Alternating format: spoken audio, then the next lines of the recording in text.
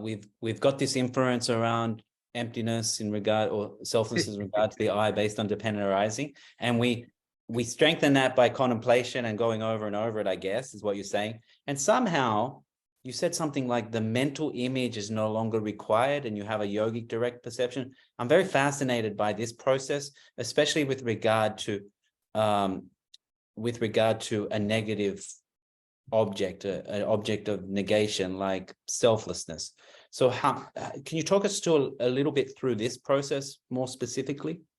Yeah, it's a very challenging process because for us it's very difficult to relate to. Yeah, if I explain to you how does a particular gem that is made somewhere in the southern part of France taste, we can talk about it in a conceptual way as long as we like, but we never really get it, right? Yeah. So that's probably very similar with a yogic direct perception, and when the object is a permanent phenomena like emptiness, right? So it's probably similar to an aspect of clairvoyance, right? That the clairvoyance is also direct perception and is also mental consciousness. So clairvoyance just knows a particular object somewhere on the planet or a particular person's mind whatsoever.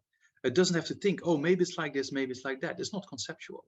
Yeah, it just knows. So with a yogic direct perception is very similar, that it just knows. Or you could think like, if you do visualization techniques, initially you build it up and it takes a lot of conceptualization to build it up, but over time it becomes kind of automatic, so that's kind of a similar too. It's not exactly the same as you walk towards from inference to a yogic direct perception, but it becomes more clear if you study grounds and paths, for example, right? There's a kind of a structured way of studying how that conceptual realization of selflessness, how that dualistic appearance slowly over time fades away and then goes into this clarity of just seeing emptiness without a mental image.